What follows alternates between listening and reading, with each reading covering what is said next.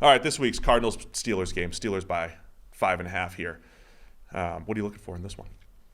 Yeah, I mean, obviously, last week we saw the Matt Canada-less Steelers have a big bump, 400 yards. Kenny Pickett looked really good. Now, they still didn't get the ball in the end zone that much, but part of that was sort of freak plays. Like, Pickett put the ball in his receiver's hands in the end zone. It just didn't end up getting called a touchdown because it came out late in the play.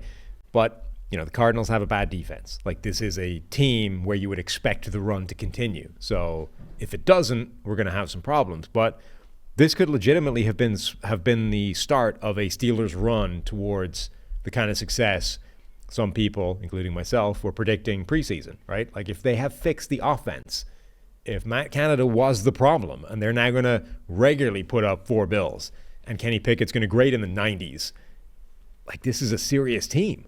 And the Cardinals, it's just like, can they hang with that? Can Kyler Murray do anything on the other side to offset what the kind of success we expect Pittsburgh to have?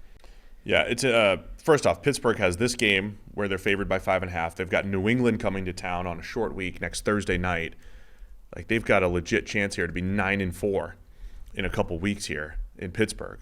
Kyler Murray, since coming back, 63 grade overall. I thought he looked rusty early on, which was, we kind of chalked that up to, okay, missed a few throws, but he hasn't really grown off that the last couple of weeks. Hasn't been running as effectively as he did in that first week either.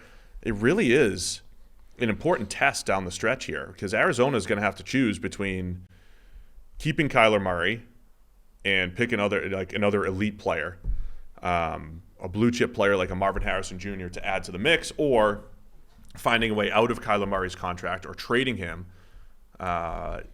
in exchange for a Drake May or a Caleb Williams. So this is, we're still in the middle of that test for Kyler Murray. I think there's any given week he could play well, get the ball down the field, get Marquise Brown involved.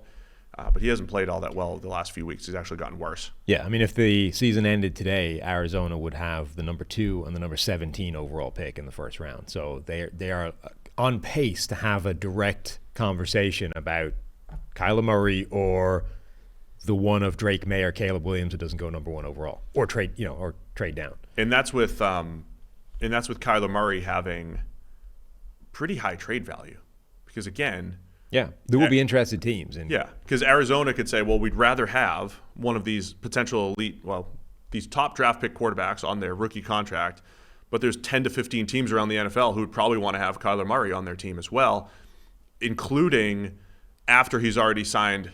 He's already got a signing bonus covered by Arizona, right? That was the move that Detroit made. I'm sorry, I'm getting ahead of ourselves. We'll get into the offseason soon. But in this particular game, Steelers' running game last week was really good. Najee Harris had a nice game, and Arizona's run defense just got thrashed by the Rams. They've got the lowest run defense grade in the league.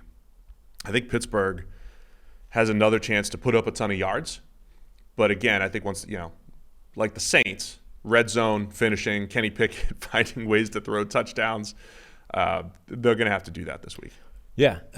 Broderick Jones has made a difference to that Steelers offensive line, and not necessarily because he's playing amazingly every play, but because at the moment he's quite high variance. And I think when you have a potential, there's value to being able to crush a guy on a block, because if that's the play that the running back is headed in that direction, that can be a big play, right? And the ones where you miss and the guy gets stuffed in the backfield for a 2-yard loss doesn't necessarily make a big difference to the offense on that drive, because the next drive, 2nd and 12, you're going to be passing. If you hit that pass, it didn't matter, right?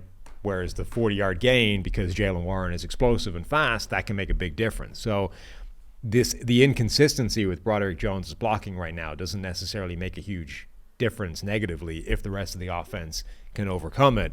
But the positive blocks that he makes can make a big difference. His good blocks have been outstanding. Yeah. I mean, he is explosive. A lot of his good blocks have been getting to the second level rapidly and wrecking linebackers.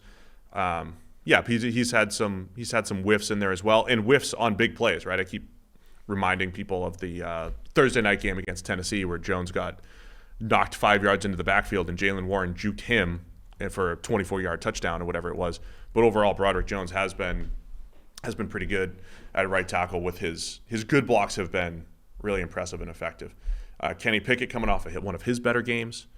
Can he, was this like a legitimate change, or is it really just a bad Bengals defense? They have had a rough stretch of play, but I think the Steelers will have success again this week because they're playing a not so good Cardinals team. So, where are you going? Yeah, it's the perfect defense for Pittsburgh to sort of suggest that the thing is real, right? That Canada was the source of all the problems, and getting rid of him has freed them to become this great offense.